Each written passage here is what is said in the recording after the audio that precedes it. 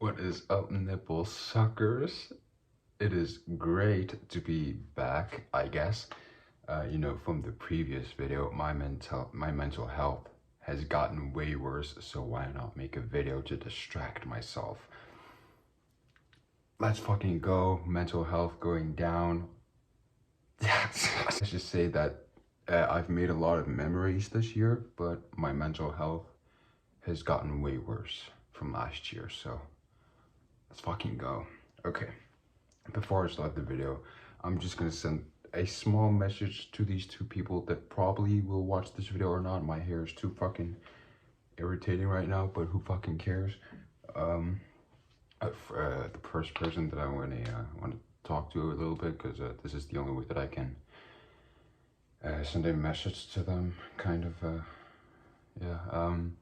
So my Minecraft girlfriend or ex-girlfriend, I don't know. You know that you and I are not just, you and I is just not something that can work out. I think you already know that, and I'm very sorry to Tira. I'm sorry that things had to happen like that, and it had to end like that, but we both already know that you and I cannot work out, and it sucks. I know. I feel the same. I miss you a lot, but you and I just cannot work out, and nothing can be back to the way that it was before. And yeah, I miss you, and I love you, and I mean that. I will forever. Yeah. So to the second person that I've been talking to throughout my whole summer, I'm not gonna I'm not gonna send a message to her. I'm just gonna tell how I feel about that relationship. So me and her have been texting for like 2 months, and now that I'm like realizing it, it feels like that she's just using me for her own boredness, I guess, because I like her a lot, of course, but it just feels like that I'm the second option. And it is true, I am the second option. She did prove that. She told me, oh yeah, I prefer this guy over you. And for me, it's just, that's stuck with me to this day, and just kind of messed me up, and it's been ruining my days for a whole week, and yeah, yeah. For these past few days, it's just been pure pain. So let's go. My day will go up, and then that one person will just ruin it, crumble it, and then my whole day is fucking terrible. So thank you for that. Okay, let's get to the video. So we're gonna talk about my top 10 favorite albums of all time. It will probably change in the future, of course it will, but these are my favorite albums of all time right now. And probably one of my friends would be like, why is Kanye not in it? What I mean by favorite of all time is the albums that have helped me throughout my life, basically. So this is in random order, by the way. It's not like number one is my favorite of all time or top 10 is like my least favorite. No, it's not like it's in random order. So yeah, I'll go over here so you can see the picture of the album cover. No, okay. So number 10 is the Hozier's first debut album. This album was suggested by me from a friend, and I listened to it. I loved it. And Wasteland Baby, his second album, is also good, but for me, it will never beat his first debut album, because those songs in the album, he's so honest he's so honest in his albums that it just makes you like, holy shit, this song, I can send it to someone so they know how I feel. For example, I can send a song, work song, which is Hozier's album, which is in one of the albums. I can send it to this girl so they know how I feel about them. Like, what's one of the lyrics in the song? Okay, yeah, forget it. So you can just listen to the whole album.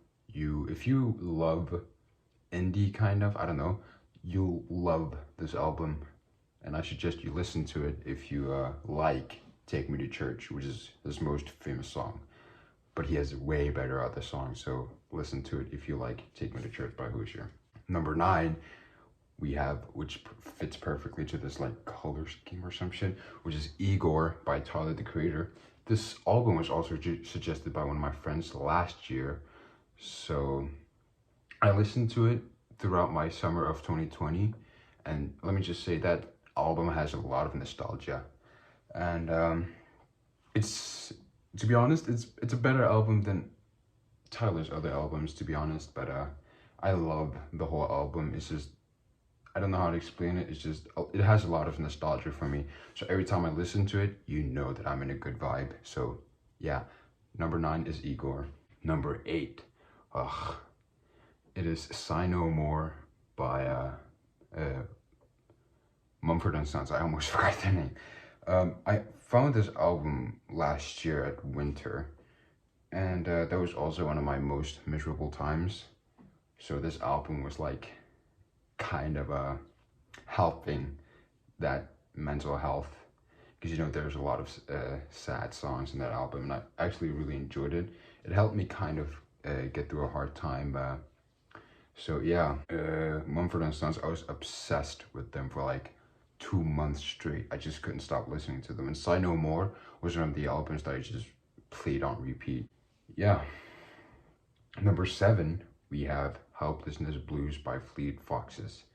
This album was suggested again by my friend, and I found it right when I started high school. And every morning where I would take a shower, make my breakfast, well, after I woke up, I would put on my AirPods and start playing Helplessness Blues. This album, for me, is a perfect morning album.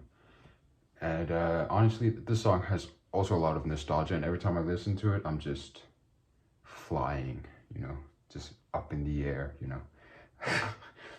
It's a very, very folk album, but that's what I like about it. I was in that phase of just listening to folk music.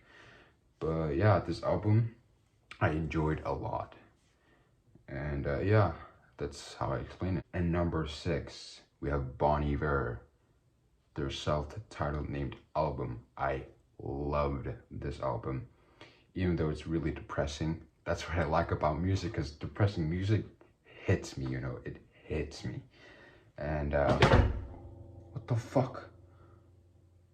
I'm home alone. It is fucking almost midnight. What the fuck just happened? Okay. Okay, Bon Iver. I found this album on Wintertime around December last year. I already knew Bon Iver before. Holocene was the first song I heard from them, and I loved it. And then one day I decided to listen to the album and found out that Bon Iver is actually pretty fucking good. And by the way, fuck Fantano for saying this was a overrated album. Fuck Fantano for saying that. How can you say it's fucking overrated? Number 5, we have Last Smoke Before the Snowstorm, which I don't remember who it's from, but it's a very very indie and folk kind of music. And I also found this album. I found this album at my loneliest, when I felt the loneliest. So this album kind of helped me. It was basically my comfort album, because you know I listened to it on repeat while I was at my loneliest. So I suggest you listen to it only once maybe, but it's like a winter album kind of. So winter is coming soon, so maybe listen to it. Yeah.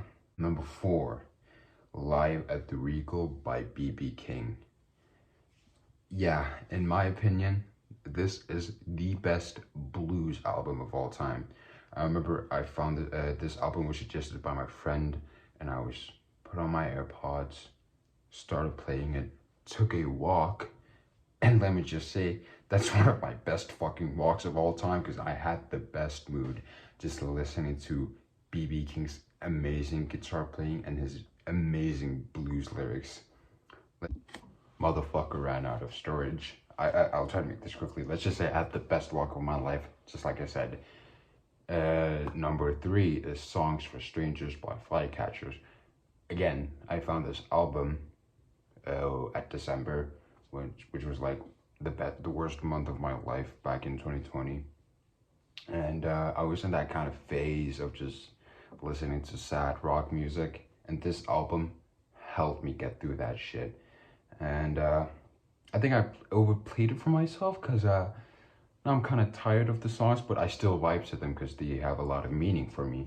And honestly, I've probably listened to it more than like 100 times because the album is only like 28 minutes long, and I listened to it throughout the whole thing. If I just play the first song, I wouldn't skip to any other song. So yeah. Number 2, For Emma Forever Ago by Bon Iver.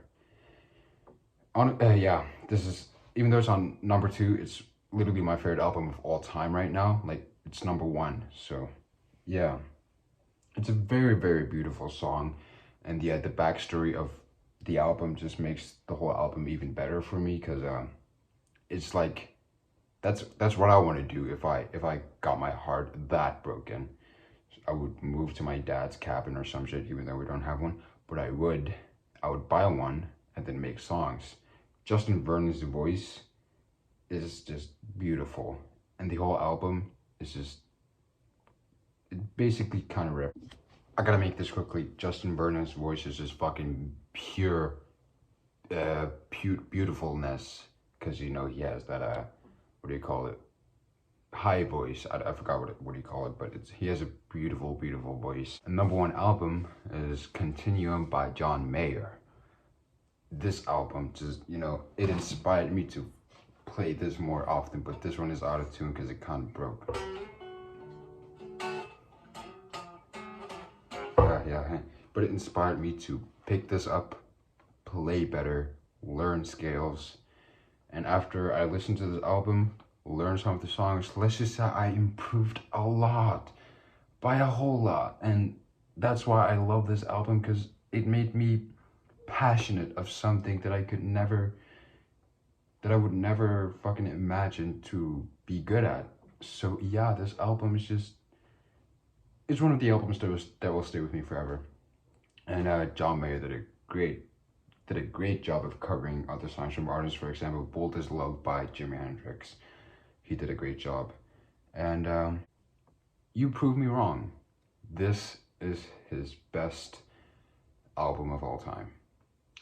Amazing guitar playing, amazing songwriting, and the whole vibe of the album is just soul, soul, pop, blues. Tell me that it's not a good combination, because it is. Okay, it's a great combination of a whole album that you could ever do. But today, that's kind of impossible now. But John Mayer did a great job of just making this album. I'll end the video here quickly because my phone is running out of storage. And by the way, I'm reading Call Me By Your Name. I suggest you watch the movie. I'll see you guys in the next video. Bye.